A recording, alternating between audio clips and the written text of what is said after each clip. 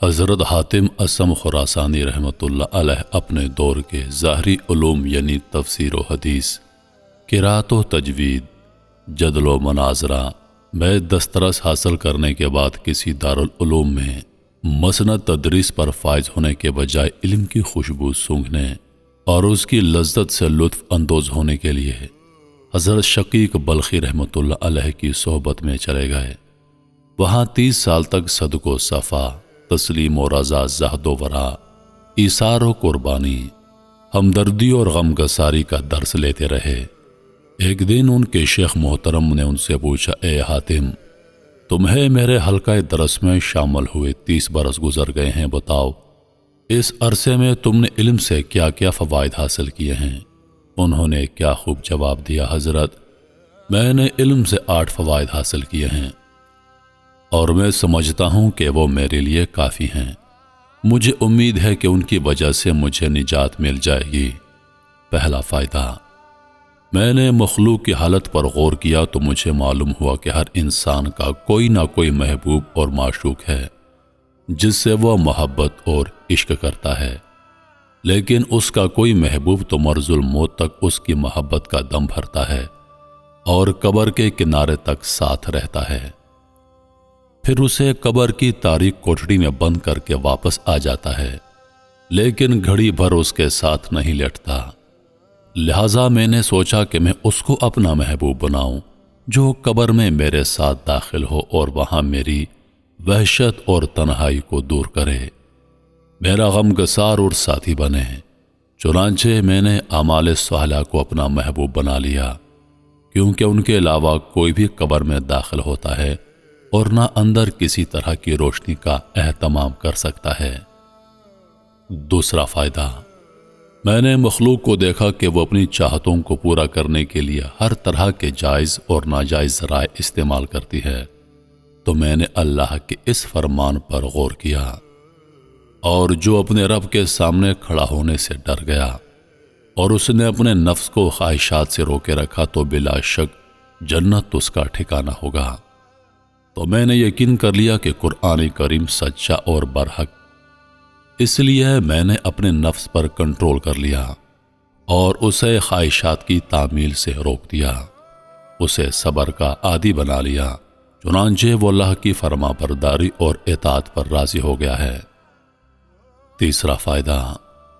میں نے لوگوں کو دیکھا ہے وہ روپے، پیسے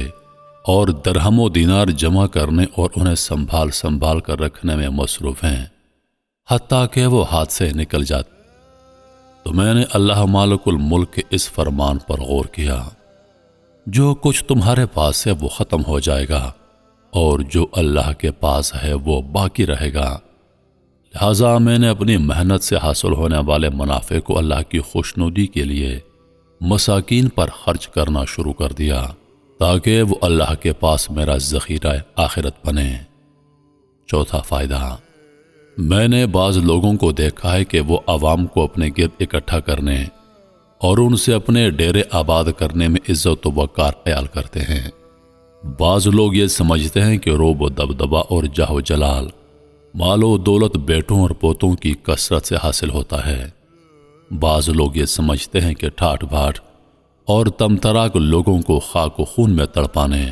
اور ان کی دولت ہتھیانے سے حاصل ہوتا ہے۔ بعض لوگوں نے سوچ رکھا ہے کہ شان و شوکت کا راز اپنی دولت کو فضول خرچوں میں اڑانے میں پنہا ہے۔ تو میں نے اللہ تعالیٰ کے اس فرمان پر غور کیا کہ تم میں سے اللہ کے ہاں عزت دار وہ ہے جو سب سے زیادہ خدا کا خوف رکھنے والا ہے۔ فرمان سچا اور برحق ہے، اس لیے میں نے خوف الہی اور تقوی کو پسند کر لیا ہے۔ پانچواں فائدہ،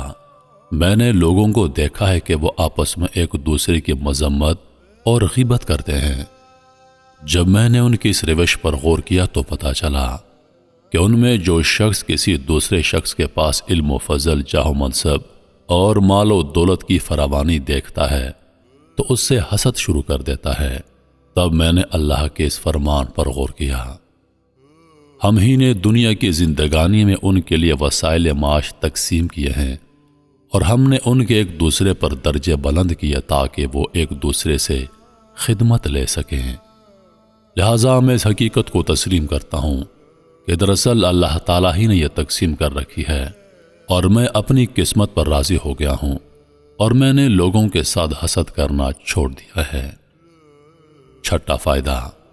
میں نے لوگوں کو دیکھا ہے کہ وہ اپنے مقاصد پورے نہ ہونے کی بنا پر ایک دوسرے سے عداوت رکھتے، تو میں نے اس آیت پر غور کرنا شروع کر دیا کہ لوگو، شیطان تمہارا دشمن ہے، لہٰذا تم اسے اپنا دشمن ہی سمجھو۔ میں نے شیطان سے دشمنی کر لی اور اس کے علاوہ دوسروں سے دشمنی ختم کر لی۔ ساتواں فائدہ، میں نے لوگوں کو دیکھا ہے کہ وہ روٹی کے حصول کی لالچ میں لنگوٹ کس کر بھاگ رہے ہیں اور حلال و حرام کی پرواہ نہیں کرتے، اس کی لالچ میں اپنی قدر و منزلت اور عزت و آبرو بھی گنوا بیٹھتے ہیں۔ چنانچہ میں نے اللہ تعالیٰ کے اس فرمان پر غور کیا کہ زمین پر چلنے پھرنے والی ساری مخلوق کا رزق اللہ تعالیٰ کے ذمہ ہے، لہٰذا میں نے یقین کر لیا کہ میرا رزق اللہ تعالیٰ کے ذمہ ہے، اس لیے میں رزق کی فکر چھوڑ کر اس کی عبادت میں مصروف رہتا ہوں اور کسی مخلوق سے طمع نہیں رکھتا۔ آٹھواں فائدہ، میں نے دیکھا ہر انسان یا تو درہم و دینار اور مال و دولت پر بھروسہ کرتا ہے یا بادشاہ اور امیر سے توقع رکھتا ہے، کوئی صنعت و حرفت پر بھروسہ کرتا ہے اور کوئی اپنی جیسی محتاج مخلوق سے امید وابستہ کر لیتا ہے۔ میں نے اللہ تعالیٰ کے اس فرمان پر غور کیا، جو شخص اللہ تبارک و تعالیٰ پر بھروسہ کرے تو وہ اسے کافی ہے، یقیناً اللہ تعالیٰ اپنے حکم تک پہنچنے والا ہے، اس نے ہر چیز کے لیے اندازہ کر رکھا ہے، لہٰذا میں نے اپنے اللہ پر توکل کر لیا ہے اور مجھے اس کے علاوہ کسی پر بھروسہ نہیں، وہ میرا سب سے بہتر کارساز ہے۔ یہ سن کر حضرت شقیق بلخی رحمت اللہ علیہ فرمانے لگے، اے حاتم، اللہ تجھے صراط مستقیم پر گامزن رکھے۔ میں نے تورات، انجیل، زبور اور قرآن مجید کی تعلیمات پر غور کیا تو مجھے یہی چیز نظر آئی، جس نے ان باتوں پر عمل کیا اس نے چاروں کتابوں پر عمل کر لیا۔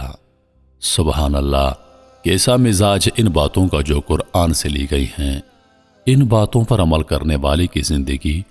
کیوں کر قابل رشک نہ ہوگی اور لوگوں کو ان کے ذکر خیر سے لذت کیوں نہ حاصل ہوگی۔ یہی وجہ ہے کہ یہ لوگ صدیاں بیت جانے کے باوجود لوگوں کے دلوں میں زندہ ہیں اور ان کے اعمال کے تذکروں سے ان کی زبانیں تر رہتی ہیں۔ آپ کے کریمانہ طور طریق کا اندازہ اس واقعے سے لگائیے کہ آپ حقیقت میں بہرے نہ تھے، لیکن ہوا اس طرح کہ ایک خاتون ان سے کوئی مسئلہ دریافت کرنے آئی اور ذرا فاصلے پر بیٹھ گئی۔ وہ ابھی بول نہ پائی تھی کہ دفتن اس کے پیڑ سے بآواز بلند گوز خارج ہو گیا، جس کی بنا پر سے وہ شرم میں ڈوب گئی اور بات نہ کر سکی۔ آپ نے ہوا خارج ہونے کی آواز تو سن لی، لیکن اس خاتون کو محسوس اس طرح کروایا گویا اس کے گوز کی آواز آپ کے کانوں تک نہیں پہنچی۔ چنانچہ آپ نے اسے یہ کہہ کر ذرا سا آگے بڑھنے کا حکم دیا کہ بی بی، میں بہرا ہوں اور دھیمی آواز نہیں سن سکتا، اس لیے ذرا اونچی آواز سے بات کرنا۔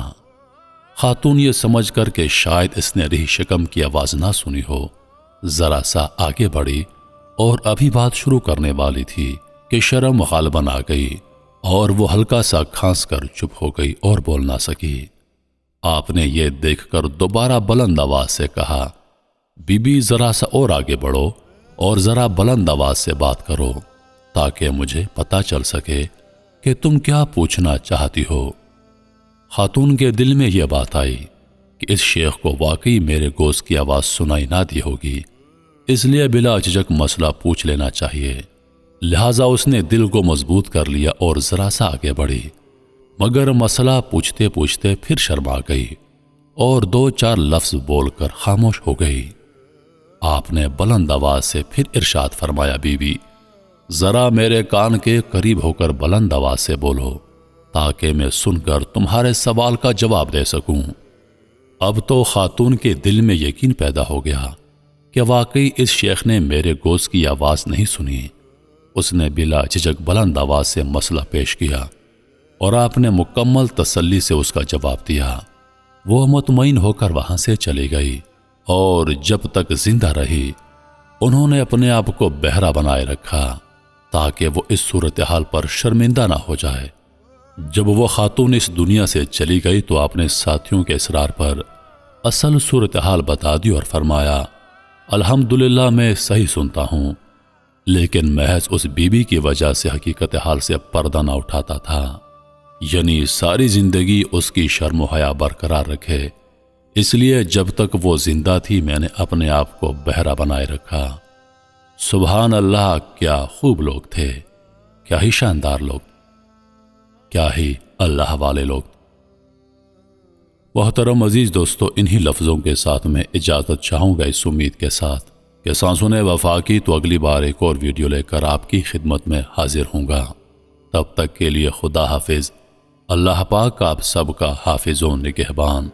ہنستے رہیے اور ہمیشہ مسکراتے رہیے۔